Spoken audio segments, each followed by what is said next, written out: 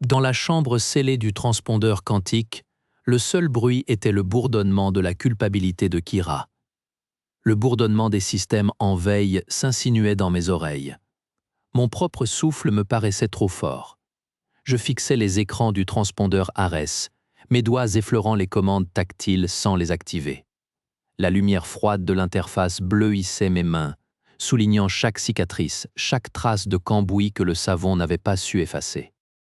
L'odeur de l'ozone et du métal chaud me ramenait toujours là-bas, sur la passerelle du Sirène, dans les secondes qui avaient suivi l'ordre. Je secouais la tête. Pas maintenant. Le transpondeur était stable, sa lumière de statue pulsant d'un vert régulier. À travers le hublot blindé, je ne voyais que le noir strié des brumes violacées de K7X. La frégate vibrait doucement, avalant l'immensité gazeuse. Mes yeux revinrent au code de diagnostic. Tout nominal. Trop nominal. Un pic de tension fantôme traversa une ligne secondaire, si bref que je doutais de l'avoir vue. Je penchai la tête, les muscles de mon cou douloureux. Une alarme basse priorité clignota puis s'éteignit. Rien à signaler selon le log. Mais le bourdonnement changea. Il devint plus aigu, un filet strident sous le ronron des ventilateurs. Mes doigts pianotèrent sur la console principale, appelant les flux bruts. Des paquets de données s'engouffraient dans le buffer d'émission. Des paquets que je n'avais pas chargés. Arrêt d'urgence, protocole Kappa, marmonnai-je en tapant la séquence. L'écran ignora ma commande. Il s'illumina d'une cascade de codes de verrouillage, des lignes de chiffres militaires et de signatures quantiques qui défilèrent trop vite pour être lues. Mon cœur cogna contre mes côtes. Je saisis le panneau manuel, cherchant l'interrupteur physique de mise hors tension. Il ne répondit pas. Le transpondeur émettait, tout seul. Une séquence complexe, répétitive, qui verrouillait toutes mes entrées. Je vis les codes défiler, reconnaissant les structures des protocoles de contrôle de trafic de la flotte, mais piratés, inversés. Le bourdonnement dans ma tête s'éteignit d'un coup, remplacé par un silence électrique et glacé. Les codes de verrouillage clignotaient, inarrêtables, comme un compte à rebours vers la catastrophe.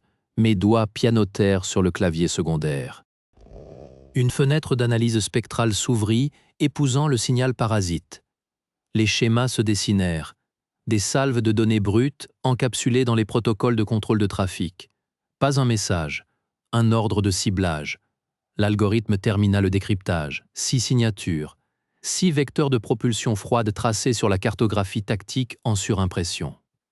Ils convergeaient de la brume du linceul, leur trajectoire calculée pour une fenêtre d'impact sur la Némésis dans 12 minutes. Des torpilles classe Spectre. Le froid me monta des mains jusqu'à la nuque. J'avais vérifié les boucliers longue porte il y a 20 minutes. Ils étaient verts, inertes. Le signal pirate les avait ignorés, avait parlé directement au système dormant des projectiles. Par ma console. Non. Le mot était un souffle rauque. Je saisis le micro interne. Ici Kira, chambre du transpondeur. Alerte tactique, code noir, nous avons. Un grésillement aigu me coupa la parole. La connexion était morte. J'actionnai le bouton d'urgence, celui en vert rouge sous sa grille de protection. Rien. Seul le silence du vide, plus épais que les parois blindées. Je frappai l'écran du poing. La vitre trembla sous mon gant. Les trajectoires des torpilles progressaient, lentes et implacables, des lignes de mort tirées de mon poste. Ma faute. Encore. Les lumières de la chambre passèrent au rouge clignotant. Verrouillage total. J'étais enterrée vivante au cœur du vaisseau, condamnée à regarder le piège se refermer. Les torpilles programmées pour percer la Némésis étaient en route et l'équipage allait mourir par ma faute. Parviendrais-je à briser le silence qui m'emprisonnait? Mes doigts volaient sur le clavier holographique, traçant des lignes de code de contre-ordre qui se désintégraient avant même d'atteindre le cœur du système piraté. Chaque tentative se heurtait à la même barrière élégante et meurtrière, un code fantôme qui absorbait mes commandes comme le linceul absorbait la lumière. J'ai arraché le panneau d'accès physique. Les circuits luisaient, sains. Le sabotage était purement logiciel, une œuvre d'art malveillante. Je reconnaissais la patte, les contours nets d'une pensée que j'avais admirée. Vael. Le nom a brûlé dans ma gorge, acide. La passerelle restait muette. Aucun accusé de réception sur les canaux secondaires, aucune réponse aux pulsations manuelles que j'envoyais en frappant le câblage. Un silence de tombe. Harris et les autres vaquaient à leurs tâches, ignorant les lances spectrales qui filaient vers nous. Mon crâne était un tambour où battait le compte à rebours. 9 minutes. La sueur coulait sur mes tempes. J'ai forcé le boîtier d'alimentation de secours, espérant un redémarrage. Les diodes ont clignoté en séquence verte, puis ont viré au violet. Verrou confirmé. Un rire rauque m'a échappé, sans humour. J'étais en train de mourir d'étouffement dans un cercueil high-tech, spectatrice de mon propre chef-d'œuvre de trahison. Le dernier protocole d'urgence s'éteignit dans un grésillement statique. Dans le silence métallique qui suivit, le seul son fut le bourdonnement menaçant du transpondeur et le premier sifflement d'air s'échappant par une jointure de portail. Dans le grésillement radio, entre deux rafales de brouillage, une voix familière émergea, glaçante de calme. Confirmation du verrouillage du réseau principal. Les spectres sont la diversion. Préparez l'intrusion quantique. Mon sang se glaça. C'était Vael. Le sifflement de la fuite d'air s'amplifiait, mais je n'entendais plus que cette voix. Le plan se dessina dans mon esprit avec une clarté cruelle. Les torpilles n'étaient pas l'arme. Elles étaient le bruit. Leur impact devait créer une fenêtre de vulnérabilité dans les boucliers, un point d'entrée pour un signal d'intrusion. Le transpondeur piraté n'était pas qu'un leurre, c'était la porte dérobée. Tout ceci était un piège à frégate. Je me cognais le poing contre le boîtier froid. Ma loyauté avait été l'appât. Mon isolement ici prévu. Il m'avait mise dans cette boîte pour que je sois le témoin impuissant de son coup. Le panneau d'oxygène clignota en rouge, 15%. Le bourdonnement du transpondeur changea de tonalité, passant à un ronronnement bas et régulier, prêt à recevoir. La voix de Vael s'évanouit dans le statique. Une alerte rouge clignota. Impact imminent. Kira leva les yeux, le souffle court dans l'air raréfié, fixant la paroi derrière laquelle la mort approchait. Comment survivre à une trahison conçue pour être parfaite? L'oxygène affichait 12% et la douleur pulsait à ses tempes, mais Kira vit enfin la faille dans le piège de Vael. Le transpondeur pouvait devenir une arme. Son signal d'intrication était déjà ouvert, une porte béante. Il attendait un invité. Je pouvais le surcharger, en faire un phare si violent qu'il aveuglerait tout récepteur, saturerait la fenêtre d'intrusion et attirerait l'attention de la passerelle. Le système était verrouillé, sauf pour les diagnostics manuels de niveau 0. Un panneau physique, sous la console principale. Mon souffle raclait ma gorge. Je m'agenouillais, arrachais le couvercle. Un nid de câbles et de connecteurs optiques. Vael aurait dû couper ça. Son arrogance, sa manie de l'élégance. Mes doigts tremblaient, 15%. J'arrachais le faisceau principal de rétroaction, exposant le cœur du cristal quantique. Sa lueur bleue me brûla la rétine. Je saisis le bypass d'urgence, un simple interrupteur à levier rouge. La sirène d'impact retentit. 10 minutes. Je tirai le levier. Un gémissement monta des entrailles du vaisseau. Le transpondeur hurla. La lumière bleue devint blanche, avalant la pièce, carbonisant l'air. Une chaleur solaire frappa mon visage. Je maintenais le levier, mes paumes cuisaient contre le métal qui chauffait. L'odeur de ma propre chair grésilla. Sur l'écran principal, brouillé par les interférences, les signatures des 6 spectres vacillèrent. Une, puis deux, puis toutes dévièrent de leur trajectoire morte, attirées par le leurre gravitationnel du transpondeur en fusion. Le cri du métal fut le dernier son que j'entendis. La console explosa dans un arc électrique aveuglant, carbonisant mes mains. Je perçus une chute, l'écran brouillé montrant les torpilles s'éloigner dans le néant avant que les ténèbres ne m'engloutissent. La douleur fut la première chose à revenir, une brûlure sourde et profonde partant de mes mains bandées.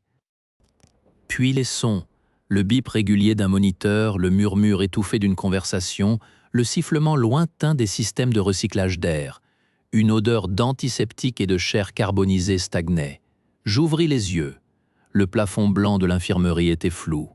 Je tournais la tête avec lenteur, chaque mouvement un effort. Le commandant Harris se tenait près du lit, son uniforme gris impeccable contrastant avec les bandages épais qui enveloppaient mes mains. Ses yeux gris, habituellement perçants, étaient empreints d'une lassitude grave, mais son regard était posé sur moi. Les spectres, ma voix était un raclement, à peine audible. Détourné, répondit-il, sa voix calme et posée. L'heure gravitationnelle confirmée, elles se sont consumées dans les couches supérieures du linceul. Il marqua une pause, observant ma réaction. Le transpondeur est une ruine fondue. La chambre scellée a contenu la brèche. Le vaisseau est intact.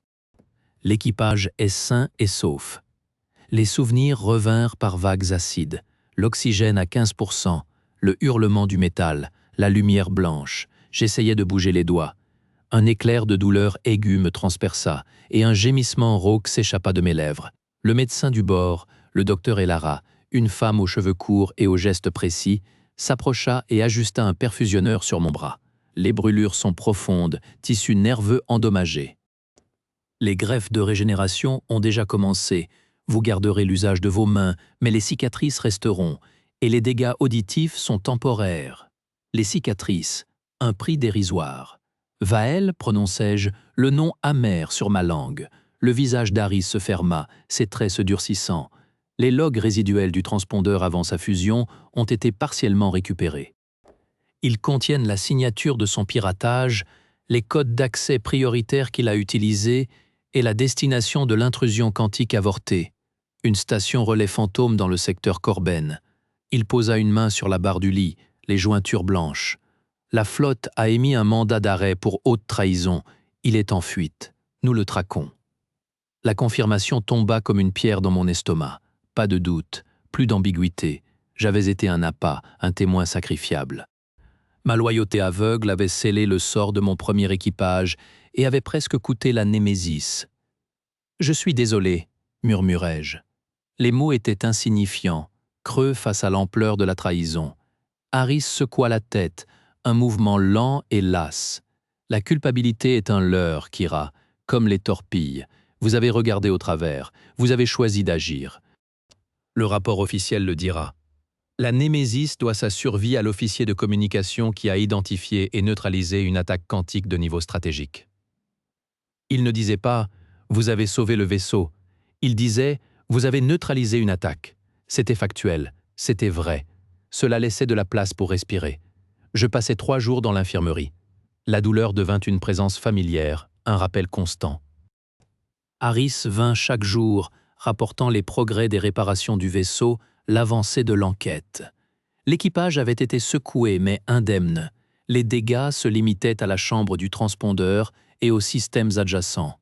Le linceul, quant à lui, portait désormais une nouvelle cicatrice, une perturbation gravitationnelle localisée et un nuage de débris ionisés là où les torpilles spectres s'étaient désintégrées, une marque brûlée dans le gaz nébuleux.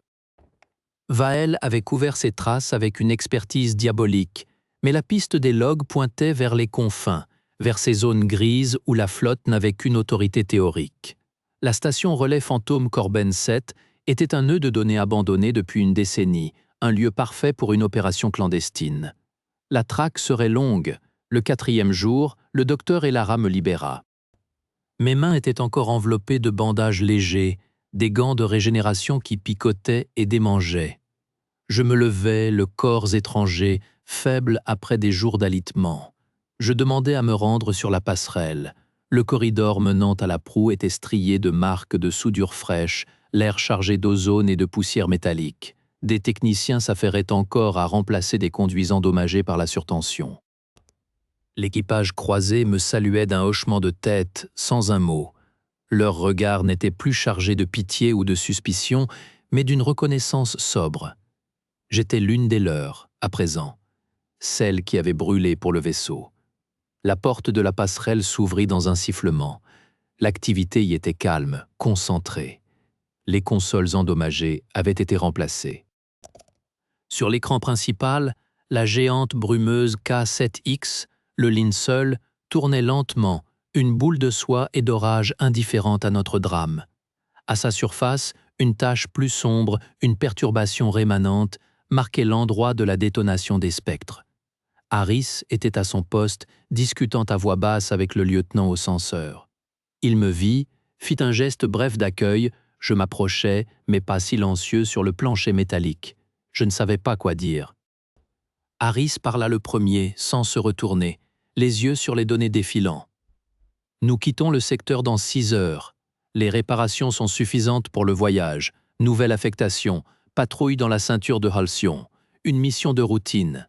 Et mon poste? Demandai-je, la voix plus ferme que je ne l'espérais. Il se tourna enfin. Son regard croisa le mien. L'officier de communication en chef a besoin d'une adjointe. Quelqu'un qui comprend la vulnérabilité des systèmes quantiques et leur potentiel. Qui a vu de l'intérieur comment on les corrompt? Le poste est ouvert si vous le voulez. Ce n'était pas une rédemption, c'était une offre, un choix. Je sentis un poids se desserrer dans ma poitrine. Je hochai la tête. « Je le veux ?»« Bien, dit-il simplement. Le lieutenant Corin vous attend aux communications. Il vous formera au nouveau protocole de sécurité que nous implémentons. » Des leçons tirées de l'incident. Un silence s'installa, peuplé seulement des bips discrets des consoles et du souffle lointain de la ventilation. Harris retourna à ses écrans, me laissant là, au cœur nerveux du vaisseau sauvé. Je m'approchai du viewport principal. Mes mains, cachées sous les bandages, reposèrent sur le rebord froid de la console de navigation. Dans le reflet de la vitre, je voyais mon visage, encore pâle, les traits affinés par l'épreuve, mais les yeux bleus étaient clairs. Fixé sur l'immensité. Le linceul occupait la moitié du ciel, un rappel de la tombe que j'avais évitée. Au-delà, les étoiles pointaient, froides et constantes. Je ne cherchais pas de signes, je ne projetais pas d'espoir facile. Je regardais simplement. Les jours suivants furent une succession de routines et de douleurs lancinantes. Les séances de régénération tissulaire, les briefings de sécurité, l'apprentissage des nouveaux protocoles de verrouillage quantique sous la tutelle exigeante du lieutenant Corin.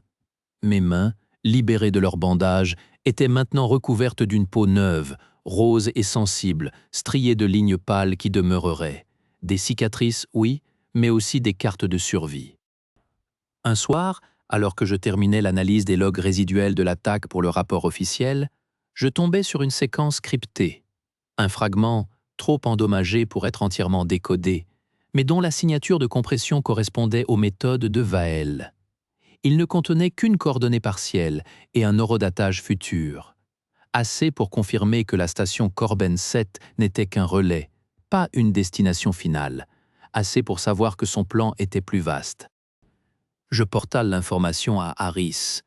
Il l'étudia longuement, son visage grave éclairé par la lueur bleutée de l'écran. Nous transmettrons cela à l'amirauté. La traque est désormais une priorité sectorielle. Il posa son regard sur moi. Votre travail ici est crucial, Kira. Renforcer nos défenses, c'est aussi le traquer. Chaque faille que vous colmatez est un chemin qu'il ne pourra plus emprunter. Ce n'était pas la chasse frontale que j'avais vaguement imaginée. C'était une guerre d'usure, de patience et de détails. Une guerre que je pouvais mener. La veille de notre arrivée dans la ceinture d'Alcyon, je me rendis une dernière fois devant le viewport. La Némésis fendait un espace maintenant vide, loin des nébuleuses spectaculaires. Le calme régnait sur la passerelle, seulement troublé par les murmures de l'équipe de quart. Harris vint se placer à côté de moi, suivant mon regard vers les étoiles. « Le lieutenant Corin fait l'éloge de votre rigueur, » dit-il après un moment. « Il dit que vous avez un œil pour les anomalies, une intuition. »« C'est de l'expérience, » corrigeai-je doucement. « Je sais à quoi ressemble une faille parce que j'en suis tombé dans une. » Il hocha la tête, un acquiescement silencieux. « L'offre tient, le poste est le vôtre, officiellement à compter de demain. Je l'accepte, dis-je, et cette fois, les mots étaient pleins, solides. » Il s'éloigna, me laissant à mes pensées. La brûlure dans mes mains était devenue un bourdonnement sourd, une frontière entre ce que j'avais été et ce que j'étais devenu. Je n'étais plus la coupable cherchant à expier. J'étais celle qui avait actionné le levier, qui avait accepté le feu pour éteindre un plus grand incendie. La lumière qui avait carbonisé mes paumes avait aussi dissipé le brouillard de ma propre naïveté. Vael était quelque part dans l'ombre, fuyant vers les confins ou préparant son prochain coup. La flotte le chercherait avec ses croiseurs et ses scanners. Moi, je le chercherais à ma manière, ligne de code après ligne de code, protocole après protocole, en bâtissant des murs là où il cherchait des portes, en comprenant l'esprit du traître pour mieux protéger l'esprit du vaisseau. Ce n'était pas une quête de vengeance, c'était un garde-fou. Une promesse faite à moi-même, dans le silence de la chambre du transpondeur en fusion. Plus jamais je ne serai l'instrument inconscient. Je serai la sentinelle. Kira regarda par le viewport de la passerelle, ses mains cicatrisées posées à plat sur la console froide. Elle ne les serrait plus de peur ou de culpabilité. Elle les sentait, vivantes, marquées, prêtes à travailler.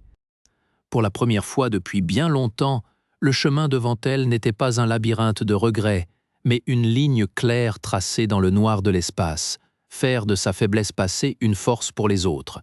Le bourdonnement de culpabilité s'était tu, remplacé par le ronronnement apaisant des systèmes du vaisseau et la certitude tranquille que, quelque part dans le vaste noir, une trahison attendait d'être rendue vaine.